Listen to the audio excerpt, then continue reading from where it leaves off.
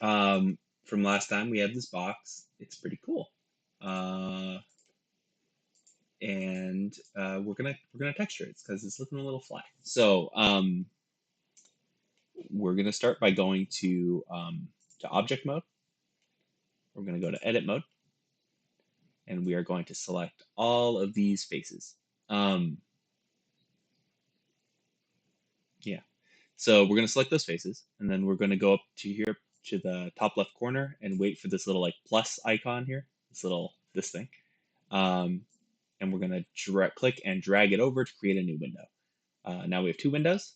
We're gonna go up to this top left corner, this little menu here, drop down menu. We're gonna go down to UV editor, and we are going to see we have a bunch of like blocks here, a bunch of squares. It's gonna look all fucked up on yours because I've already UV unwrapped this.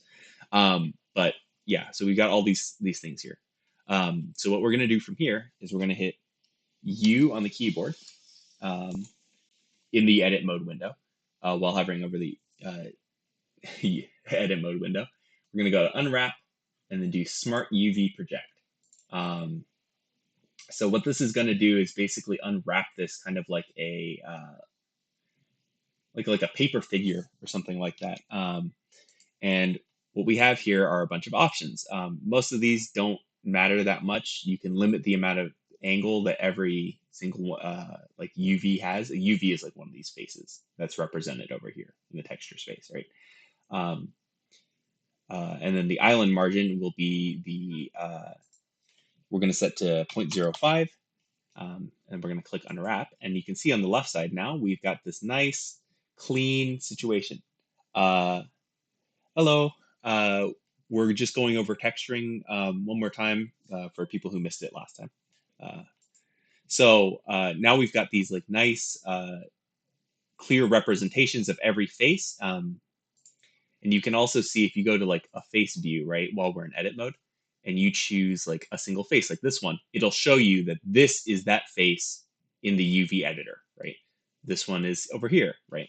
And if you select them all, they'll all show back up again. Okay, so from here, we're going to go over to this right side. We're going to click on this little like BMW looking logo. It says material. Click on material properties.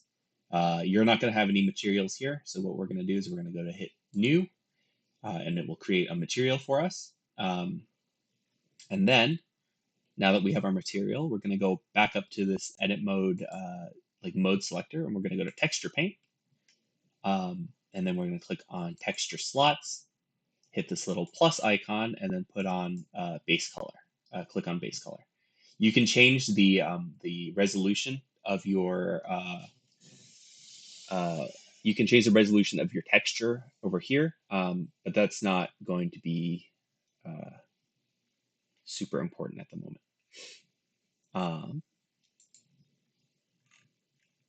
Okay, so for the people who were here last time, this is a slightly different method to how I did it last time, and honestly, frankly, I cannot remember how I did it last time. But the thing is that if you create another window, you probably don't have a window down here, so you do it the same way, right? Where you drag up like this. You wait for the little plus icon to show up, and then you drag up to create a new window. But if you come down to this like lower menu and you go to shader editor, you'll get this kind of like weird, confusing screen, right? So what this is basically is these are the different like sections of your shaders. Like this is all of the color, everything that's related to color, right? So we have here, it says material one base color. That is the picture that we're using for our textures in the UV editor, right? This principled BSDF thing is basically just like this menu here, and it's what you use to edit the different like aspects of how it will appear. And then material output is what is basically just like this applies whatever's happening over here onto your model, right? So what we're going to do here is we're going to go to wherever our like our texture is. If we already have like a preset texture, we're going to go to do that and find that texture. Did I wood texture? Yeah, okay. and then you're just going to click on it in your file. Hold on. So like we're just going to click on it in our file browser and just drag it right on into this area, right? Okay. So we have this now. And so now we have two different colors that we can use, two different things. And so what we can do now is instead of having the color come from our base color into the principled BSDF, we're going to click here and drag this off to get rid of that. And we're going to bring the color from the wood texture over into the base color. And that will apply it there. And you can see in our left side here, um, this has we have it applied over here. So like now we're editing the UVs on the wood texture JPEG instead of the like white background of the base color, right? So um, this is the right way to do it. There are easier ways. I think the other thing is you can just I don't remember how I did this.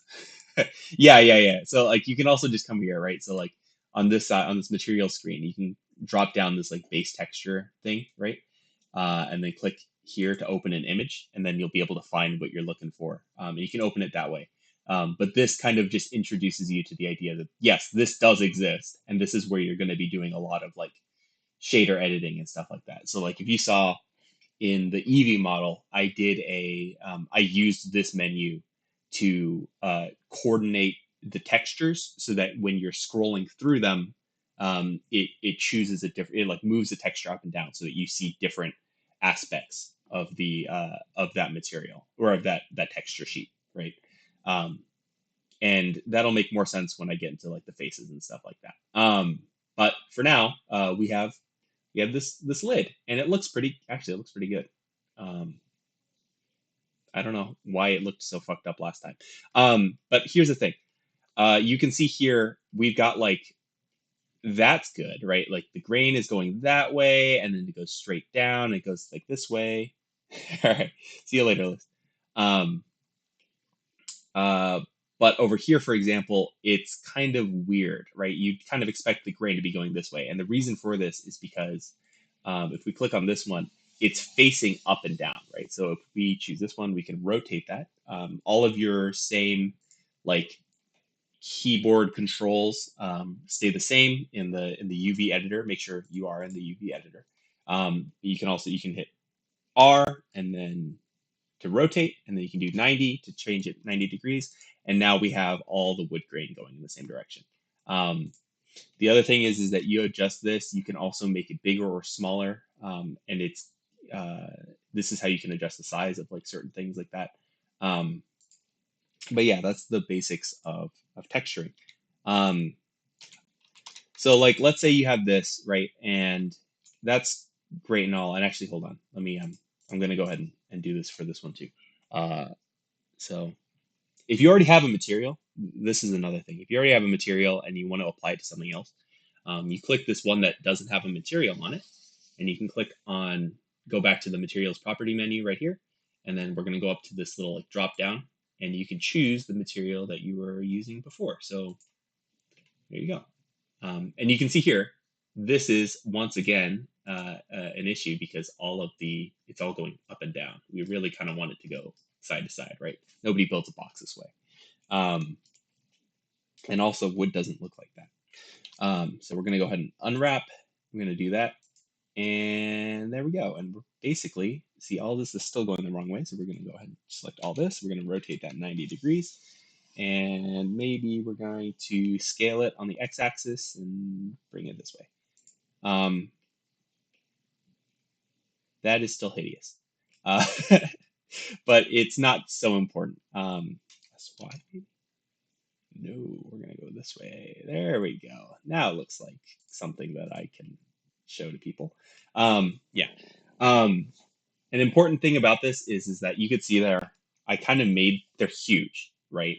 Um, and the problem with that is that uh, this will loop it. So like if we're going up off the top, right, like this way, it is gonna come back. It's almost the same as if this like UV here, because it's going up off the top, it's gonna loop back around. So it's almost like as if it went down here instead.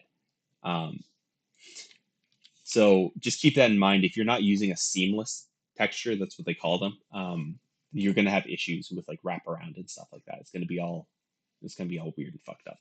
Um, but yeah, so that's the basics of texture, UV texturing, UV unwrapping and stuff. We're gonna go here, and for this one, we don't even need a texture really. We can just go ahead and make a new material, come down to base color. Let's make it a nice bronze. So we'll make that darker. Uh, Bronze is kind of reddish, isn't it? There we go. And then you can play with the settings down here. So we can turn up the metallicness of it, and then we can turn down the roughness to make it a little shinier. That is really dark. Hold on. But you can see now that it is nice and shiny. Okay, so that's the basics of texturing. One of the other things is if you wanted to make this like inside of the keyhole black to like make it more to stand out more, you can also go into edit mode and select a single face, right? You can add a new material here, right? And then make that all the way black. And you can assign individual faces to this material, right? So what with this selected, you can go down to assign, click that, and now you've got a black keyhole. And yeah, that looks pretty good, right? Okay, so that's the basics of texturing and stuff like that. The one other thing is that if you go to texture paint, you can also just straight up draw on the what did I draw? What was that? Where is my stuff? Oh, right. You have to, in order to, hold on. Okay. If we're choosing this, right, you go to texture paint, you have to make sure that you do have an image associated with this to draw on. But then you can also you can draw on it, right? And these are mirrored, so obviously it's going to show up on both sides. Um, but you can like add like highlights and stuff like that and whatever this way. That's kind of what I did on some of my 3D models, and I'll show examples of that later on. But yeah, it helps a lot because a lot of these are very like flat. It looks very flat, right? So it helps to add like little bits of shadow here and maybe underneath the box. Even though the lighting takes care of it for you, it's harsher than real light is. So it can help to go back in there and mess around with this. And uh, it's really helpful to have a drawing tablet for this. Okay, so that covers texturing.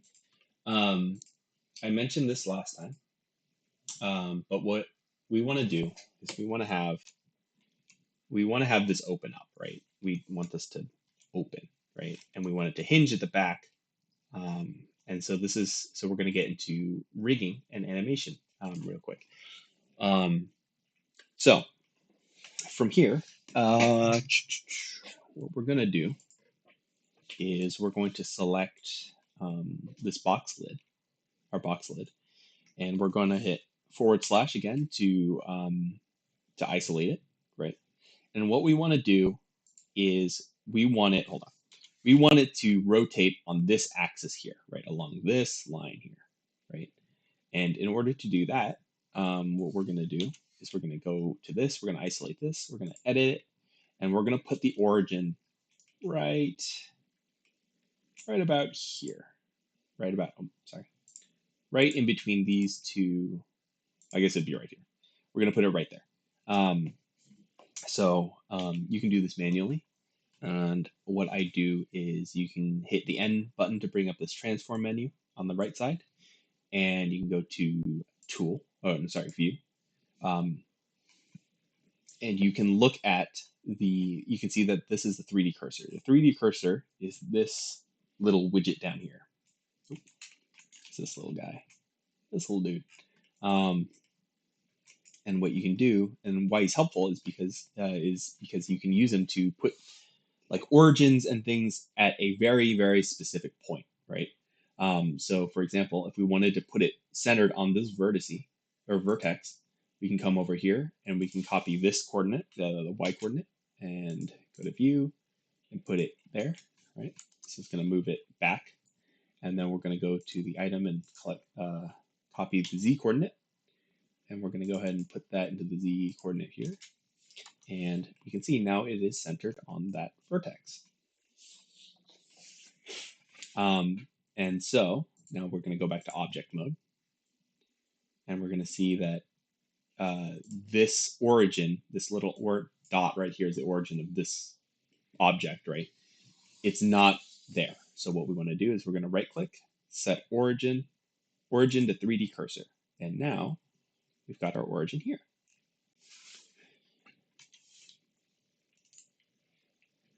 And again, feel free to let me know if I'm going too fast. I know there's like a whole lot of menuing and stuff. But the consequence of this, of putting the origin there, is that you can select this and you can rotate it now along that axis, right? If you come into the side view, it will only rotate around that point, right? And that's great because that's where the hinge is, right? All right, so we are here. We've got this thing and it is rotating along this axis, about this axis rather. And so what we're gonna do now is we just need a way to control that in a way that is non-destructive, right? Something that's repeatable, so to speak. So what we're gonna do is we're gonna make use of a bone. And so what we're gonna do while we're in object mode is we're going to shift A, we're gonna come down to armature and click on single bone. We're gonna get this little pyramid looking thing. And it should actually spawn it directly on top of that 3D cursor.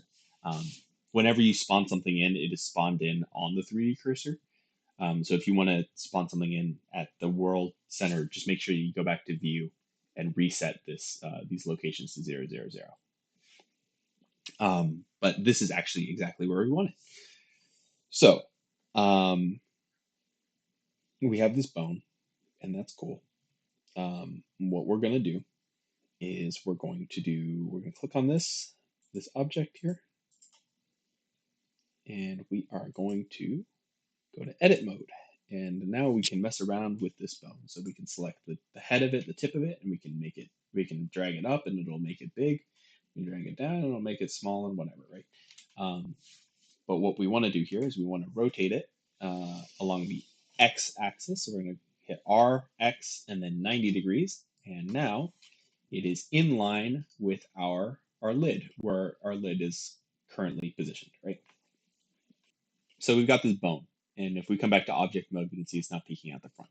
So what we want to do is this bone is going to control this lid, right? So what we have to do here is, well, first of all, we're going to do control. We're going to click on it. We're going to select it, right? And we're going to do Control A, and it'll bring up this apply menu, right?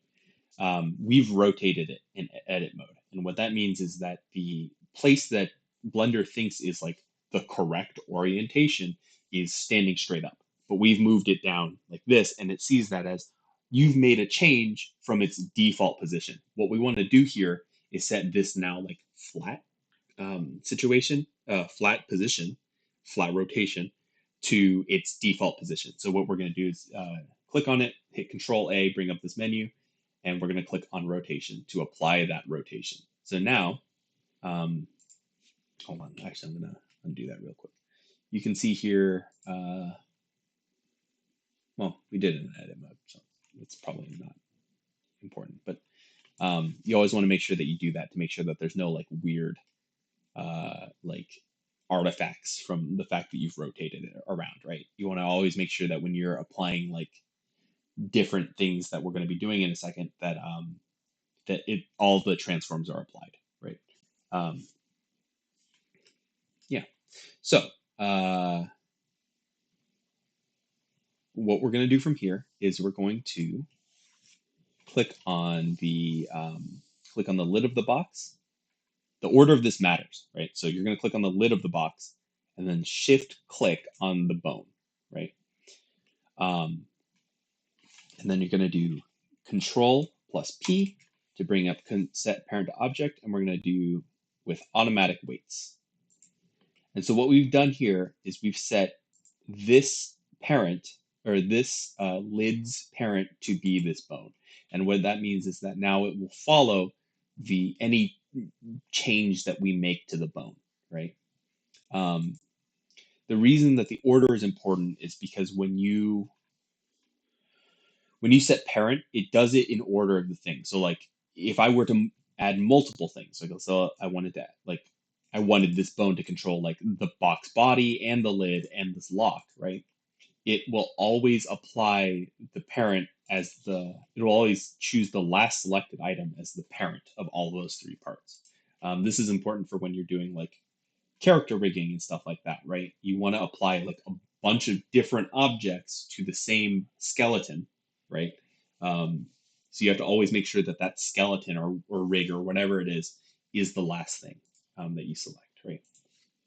Okay, so if we come here and we click on this bone and we go up to the top left and we go to pose mode, we can select this and rotate it along the x-axis, and we can see that now this box, the lid follows the rotation of this bone, which is cool.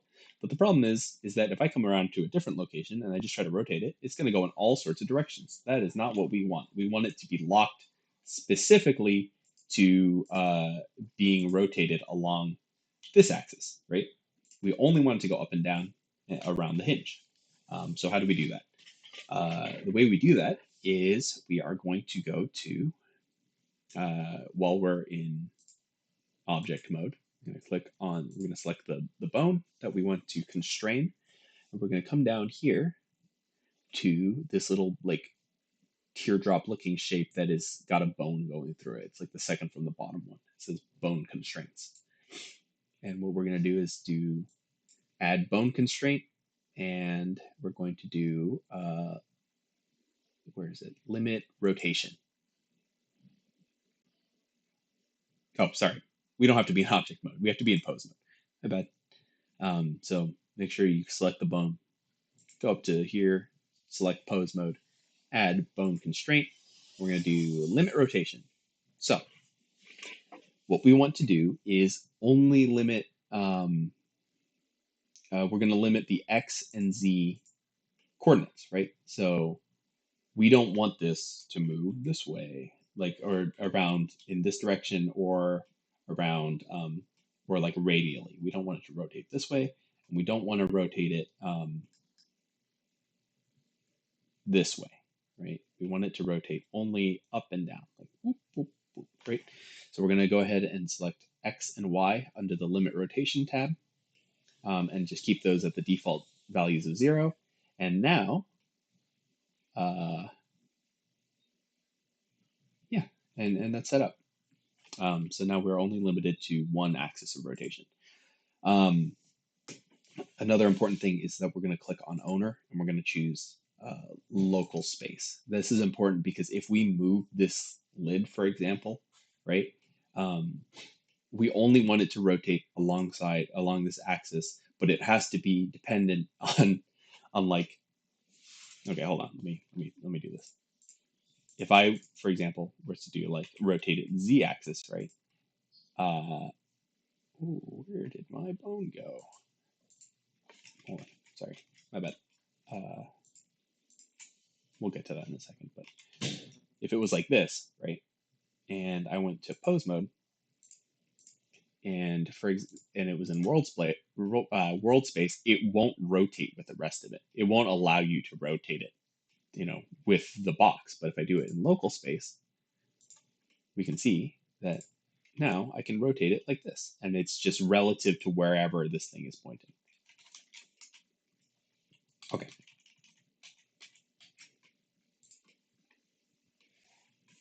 So we've limited the Y and Z rotation to nothing. We can't rotate them. We've set the owner to local space so that it will always move in the X axis regardless, just relative to where the bone is rotated to or located or whatever. And that's all well and good. But as you saw earlier, if I move the box, if I move the box body, the lid doesn't go with it, right? So what we're going to do here is we're going to go ahead and select the lock, and we're going to select the bone, and we're going to select the box body, and we're going to do Control P to parent and set parent to object. And now what we have is everything moves together, which is exactly what we want. And now if I rotate it this way, I can select this, go to pose mode, and I can rotate that and it'll always open. So that's cool.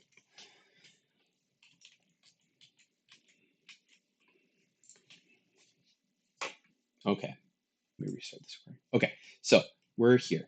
And the other thing that you can do here is that if you choose under this like limit rotation constraint, you can also prevent it from doing like this, right? Like you don't want it to clip through the thing, right? You want to limit the rotation. So you can also do this, click on X and change the maximum to,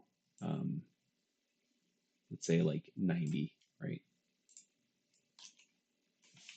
Sorry, my bad. I forgot. You actually want to set the minimum to -90. I honestly don't have the like coordinate system all figured out in this. I'm not really sure why it's so confusing to me. But for some reason, opening it up clockwise, like rotating clockwise, is negative, and then going counterclockwise is positive. And I think that has something to do with like physics and their like way of doing things. But I was never very good at physics, so I never remember. But if it doesn't go the right way, just go back in here and try the opposite direction. So setting the minimum to -90. Um, and yeah, so now you can see that it won't rotate past this point, but it will close and it will, whatever. Now you got this, right?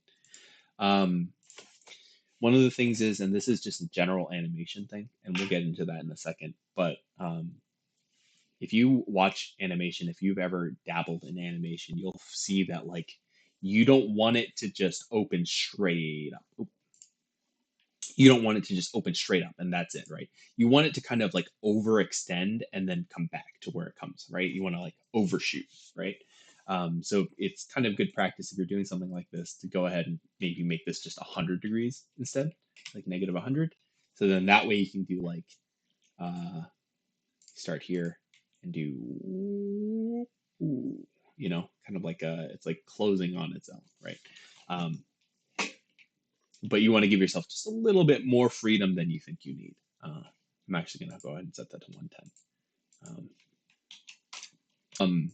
Okay, so we got this box. It opens up and closes, and that's cool. But like, how do we animate, right? How do we do this without having to manually move it every single time? And how do we export that to like a game, for example, or like if we're making an animation, like a 3D project, a 3D animation project, how do we set like a path for that to do it, right? So we're going to come down here to this bottom window one more time, and we're going to click on the top left corner, and we're going to go over to animation under this animation like little thing here, and we're going to click on dope sheet.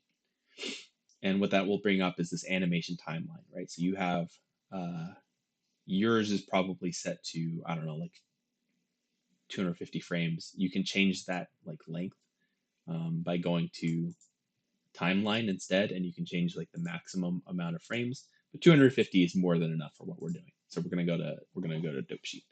So to set a keyframe, right? What you want to do is you're gonna click on the thing that you want it to be while it's in the position that you want it, and you're gonna hit while you're hovering over this like pose mode thing. You're just gonna hit I, and it will give a little like series of yellow dots, right? And so what that's telling it is at this frame, I want it to be at this location. So as I was saying before, keyframes work just like in 2D animation. They are, the character or pose or whatever it is should be this at this moment, right? On frame one, it should be closed, right?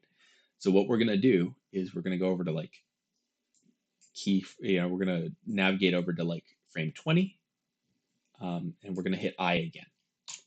And so that means that there's going to be this like lead up into the opening animation, right? Um,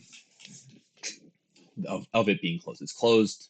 It sets the scene, so to speak, right? And then what we're going to do is we're going to go to another frame, let's say like frame 40, and we're going to rotate this open all the way to full extension. And then we're going to hit I there, right? So we've got now two states. We've got closed and then open, right? And as you drag through the timeline, if you click and drag in the timeline on the thing, it'll, oops, sorry. If you click on this like little blue tab on the frame marker, you can see that it will kind of show you what's going on, right? Um, and you can also hit play and it'll play it for you. Um, and that's the basics of animation. That's all you have to do. So um, obviously, with character models, there's a whole lot more bones and a whole lot more rigging to deal with. And for every new bone, you'll get a different like little yellow dot. So you can see here on the left side, right? It says summary, armature, armature action, and then bone. And what that's saying basically is these are the headers, right? Like the subsections that this bone falls underneath, and then the bone is the last one, right? So we're changing the actions of this bone, right? Okay. And you can play around with this. So for example, I think this opens too smoothly for my liking, so I might go to like frame 25 and kind of like adjust that. Maybe it opens a little close, slower at the bottom, eases into it, uh, and then comes to full, or nearly full rotation by frame 50, like there, and then so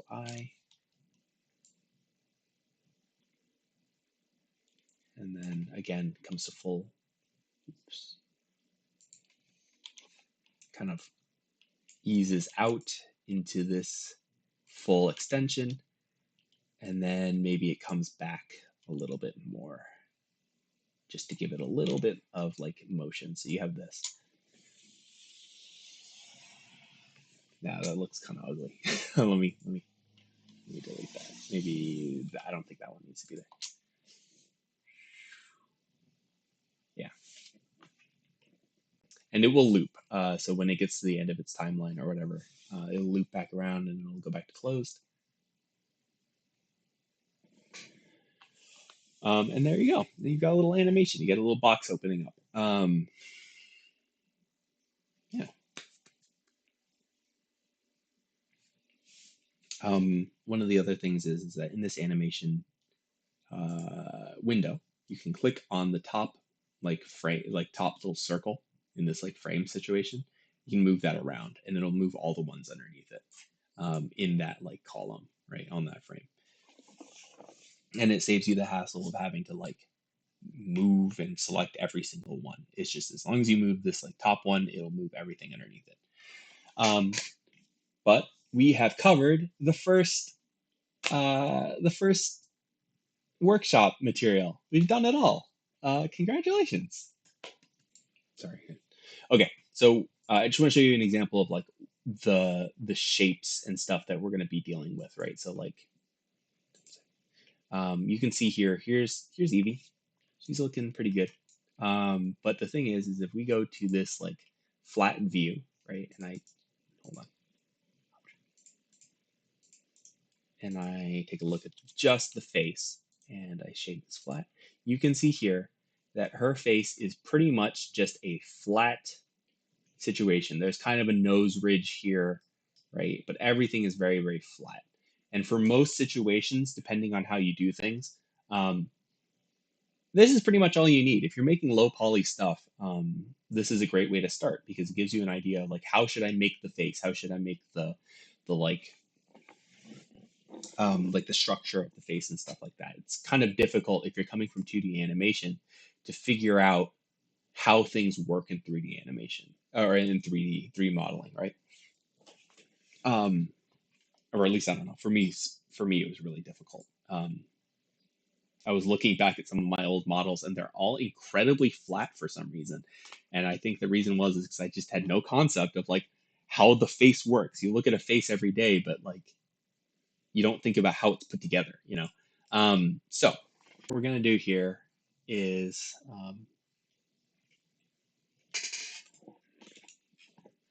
we're gonna first of all get rid of this default block because nobody ever uses it. So we're gonna make sure that we're in the negative Y, showing in the front, and we're gonna do Shift A. We're gonna go to Reference, and then click on our first image, right? And then we're gonna come around to the X side. We're gonna do Shift A, Image, Reference, and then our second one.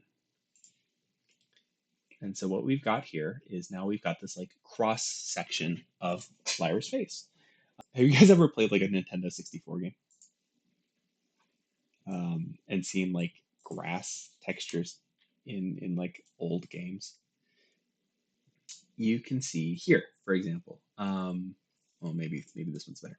Yeah, you can see here that basically what you've got in order to give the illusion of depth, right, is you've got two planes, right? So you've got this one right here, and then you've got a flat one this way, right? And they kind of like as you rotate around them, it gives the illusion of depth, but it's just two polygons, two planes that are giving like you know what I mean. They're just at this X. Um, I don't know if you've ever worked with papercraft. That is also like a good example. And so what we're essentially trying to do here is we're trying to recreate that effect, but using these two images. That's why you want like a front view, face on view, and then a side view, right? Because if you select, what is going on? Why is this? Yeah, okay. Um, so what we're going to do is we're actually going to scale them so that the heads are right around the same angle. So I'm going to move that down a little bit so that oops, a little bit bigger maybe.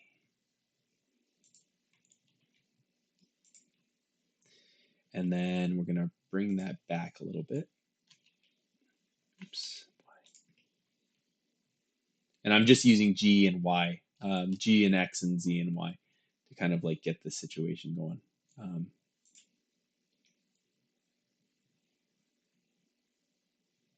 And that looks about right to me.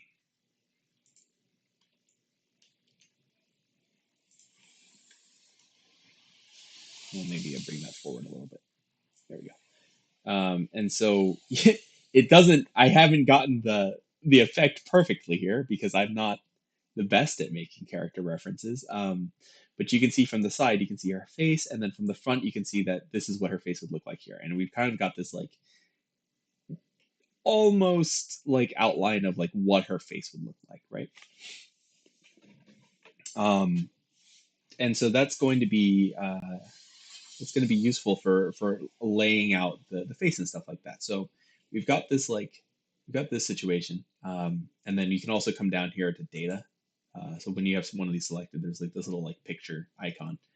You can click on opacity and change that just to make it easier to see the things that you're working on underneath. I usually keep it around 0.24. It can be a little difficult to see things with the like opacity together.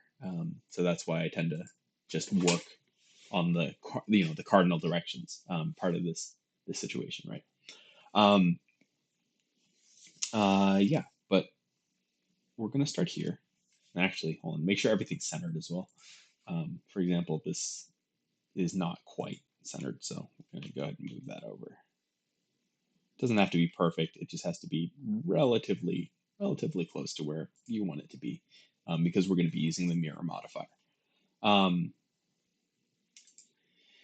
So from here, what we want to do is we want to lay out the like outline of the face. So we're going to do Shift A, and we're going to bring in a plane. So we're going to do Shift A, we're going to click plane, we're going to rotate that. So we're going to do RX90 to bring that in the same plane as our reference image, right? And then we're going to go to edit mode. And just like we did with the box, we're going to click on loop cut, divide that right in half, come back up to the selection tool, get rid of these two vertices, and we're going to go to modifiers and click on mirror. And so that's going to have now we've got this like loop, and it's covering everything up, which is not necessarily what we want. So, oh, make sure when you click on the mirror, click on clipping, because we don't want things like phasing around and all this bullshit. Um, so we are here. We're going to go to plane select up here in the top left corner.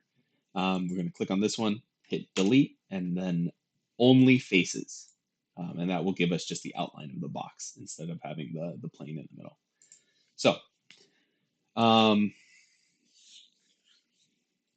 we're actually going to delete this one too, this top vertex. So now we have three. So we have 1, 2, and 3, right? And so all we want to do from here is kind of, we're going to select this one. We're going to do GZ to bring it down to about the chin area. I'm going to bring this one, just grab it, making sure that we're clicked on like this, right? So like we're in this like orthographic view, right? Because that will allow us to move things only within this plane. Um, uh, but essentially all we're going to do is we're going to grab these and we're just going to outline the face. And we want to keep it kind of rough. Like we don't want to put too much detail in, because it's the more polygons that you put in, the more difficult it is the more difficult it is to deal with. And so we're basically going to just do the same thing. So we're going to, for the front view, or for the side view rather, so we're going to click this chin vertex. We're going to hit come around to the X side, right? And we're going to go 1, 2, ooh.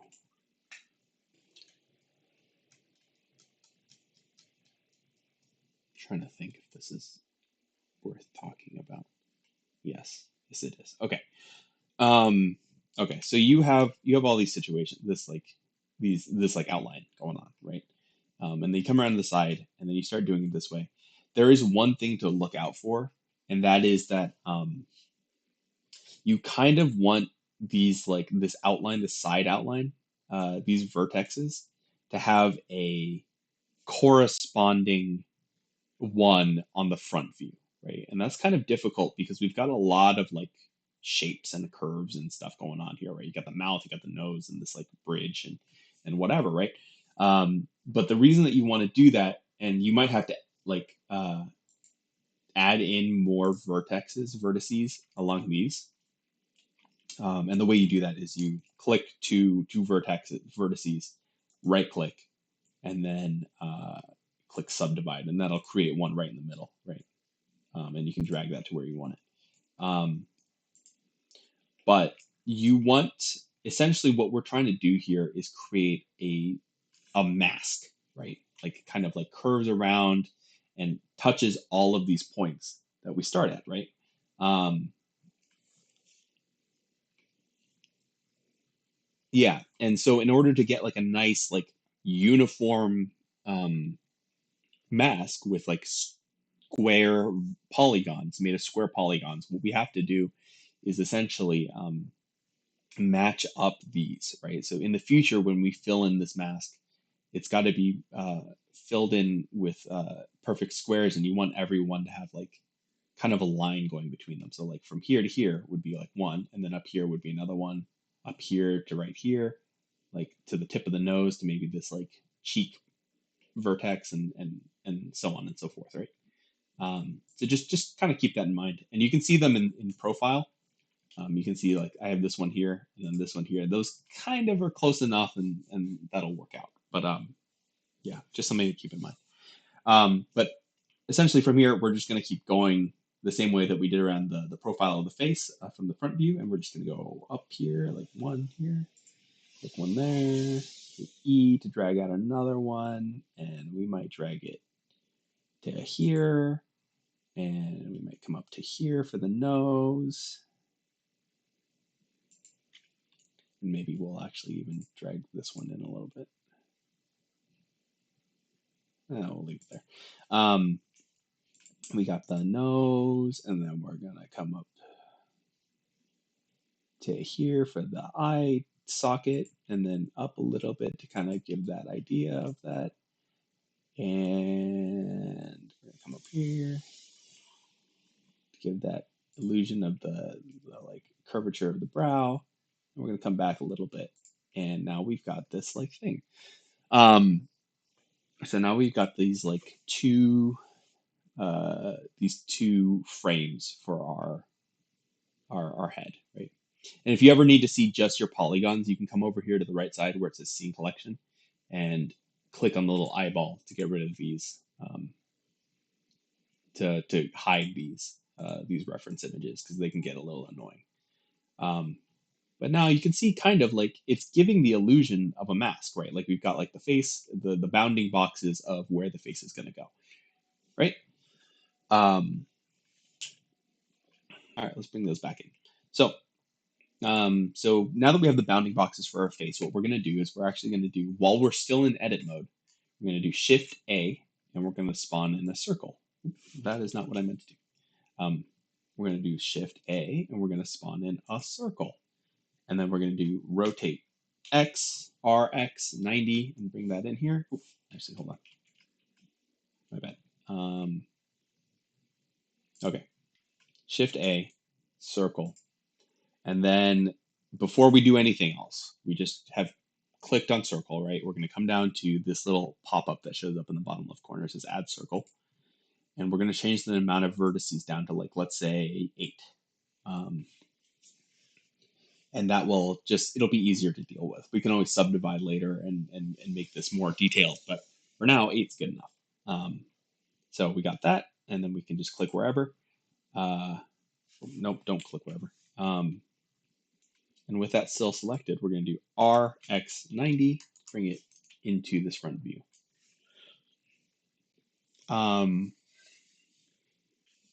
Now from here, we're going to go ahead and scale that down, right? And then we're going to turn off clipping on our mirror modifier over here. And then we're going to drag that over to right around where the eye is. And then we're going to turn clipping back on. And now from here, what we want to do is we want to grab each of these vertices and kind of just outline the shape of the eye, right? Keep in mind that you want the top vertex, top vertices and the bottom vertices to each have like a companion. So like if this one comes here, you want it to be roughly around the same area. And that just helps with like topology later on. It's not a huge deal. But it's a good practice. So there we go. And now we kind of have the eye, right? Cool.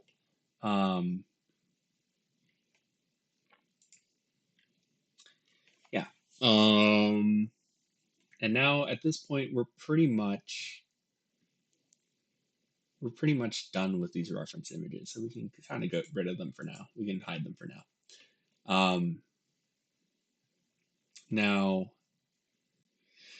from here, you can see that that's great and all. They're here, but they're kind of like in the middle of nothing, and they're very flat. So we're going to go ahead and select that entire eye cone, and we're going to hit G and Y to bring it forward a little bit. Now we've got like this third layer. So we have the nose area, we have this profile, and now we have this eye area. And we're going to kind of just like drag these things using G and Y, these vertices wherever we want them, to kind of give the illusion of a shape here. And we're just going to kind of massage those into the idea of an eye socket. And actually, I think I could bring those up a little bit. There we go. So we're gonna go ahead and select this like eye socket shape, and we're gonna do E and S to make that a little bit bigger. And you can see here now we've got like, oh God, that looks horrible. Now we're starting to put together the mask, right? So we're going to start from the eyes, and then we're going to work outwards to this like bounding box that we've created, right? So for example, we're going to click on this one, and then maybe this one, and this one, and this one, and fill that, and hit F to fill. And now we've kind of got this like nose bridge section, right? We're going to choose this one, and this one, and this one, and this one. We're going to choose F to fill. And now we've got the like nose section. Um, Same thing for these outside ones. Uh, you might do that. Um, but yeah, and basically from here, it's just kind of like you might choose this entire like top brow and hit E and then Z to bring it up a little bit, right? And now you've got that. You might bring it forward to kind of give this like brow ridge. Select this one, that one, and choose M and then L, merge it last and kind of fill that in. Um, and basically you're just gonna go along and fill in all of these, fill in the thing. I know this is very like step one, draw a circle, step two, do the thing, but um, this is really where just like playing around with the program comes into play. Um, because like when a face looks like a face, right? Um, and it's kind of like it's just kind of massaging it into place. So like for example, this one I think should be moved back. This one probably could be moved inward a little bit, and we're getting closer to that like facial shape. Um, yeah, you might move that over a little bit. And then if you ever feel like, okay, for example, like this nose right here, right? It's very, very flat. And I know that's not what I want. You can just go to the loop cut thing and you can add in more vertices. Just add in more geometry and you can work with that to kind of move things around and stuff like that. One of the things that I would caution against and just make sure I don't really know why they said to do this, but a lot of the tutorials I was seeing was saying that like you want to keep this like for eyes, right? For example, you have this like line here. You have three, you have one, two, three vertices above, one, two, three vertices below. So if you were to make like, let's say I didn't like this, I didn't like this area, I might choose to put a loop cut there. They always say to put another loop cut underneath, so that the top and bottom amount of geometry stays the same. Um, but yeah, that's just how to do it. Um, and we can continue along.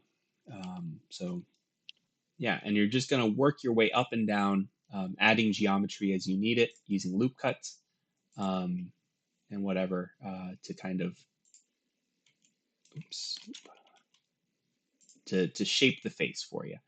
Um, One of the things is, when you're doing this, and as you go through it, you're gonna find that this is the case, but it is very, very easy to let your poly count get out of hand. Um, Before you know it, your entire model looks like this. It just you've got so many different like things, right? And it just gets out of hand, right? Um, so try to restrain yourself when adding more geometry, because it is far easier to work with lower geometry and then add more in later than it is to take geometry out. You know what I mean? Um, Try to restrain yourself because both from a performance perspective and also from like sometimes an aesthetic perspective, like low poly should be low poly, right? Um, it's very easy to let it get out of hand. I think I made a quote unquote low poly character that had like 30,000 polygons, and I was like, how did that even happen? Um, but but yeah, just keep going along. So I'm gonna select all these. I'm gonna hit EZ to bring them down, and then I'm gonna fill this one in. And then I'm gonna drag these I'm gonna fill this in too. Oops. So I'm gonna grab that. I'm gonna bring it back a little bit to give the illusion of a cheek. I'm gonna bring this one forward a little bit to give more cheeks. Um, and just fill it all the way down.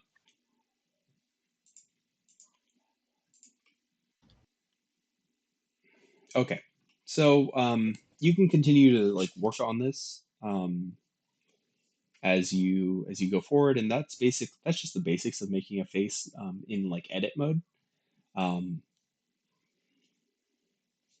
it can be kind of difficult and it can be a lot of time of just like massaging things into where you want them to be, right? Um, I found that like over the course of like the last year when I was working on 3D modeling and stuff like that, a lot of it was just kind of trying to find my style and trying to recreate like what I do on paper in 3D, right? And it takes a long time. GameSpawn did that, like they did the post, and I was confronted. They tagged me in the post, and I was confronted with like the art account that I haven't looked at in like a year, and I was like, I was repulsed by like the hideous creations I had created over in 3D, just a year ago. But it's a lot of trial and error and trying to find what it is. You guys are very talented artists, and I'm sure that like as you move forward, your like ideas, like knowledge about anatomy and stuff like that will help out too.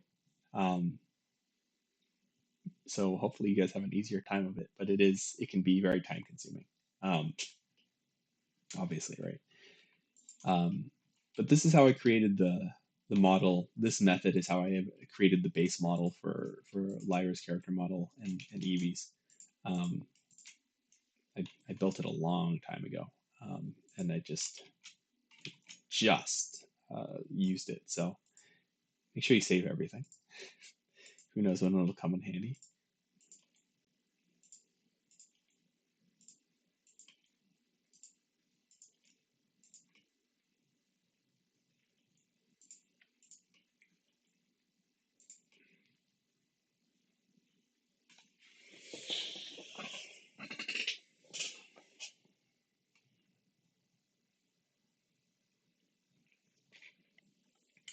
So there's one other thing that I wanted to talk about because there's a lot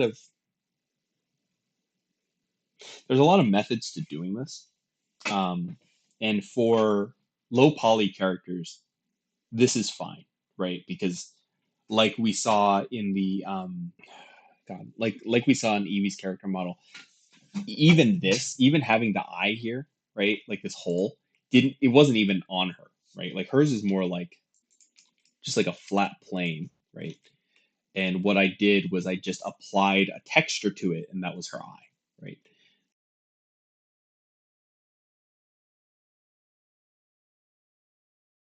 And that's still a face, right? Like that's still roughly recognizable as like a human being person thing, right? Um, so so just like don't worry about it so much. I don't know what I'm saying. My point is that think outside the box. Like you don't try to like reduce things to their barest essentials, right? Um, because you don't always need a bunch of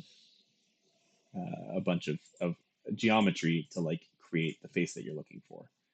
Um, sometimes you do, which is why I prefer to do high poly stuff. But this is also like there's an artistry in reducing, you know.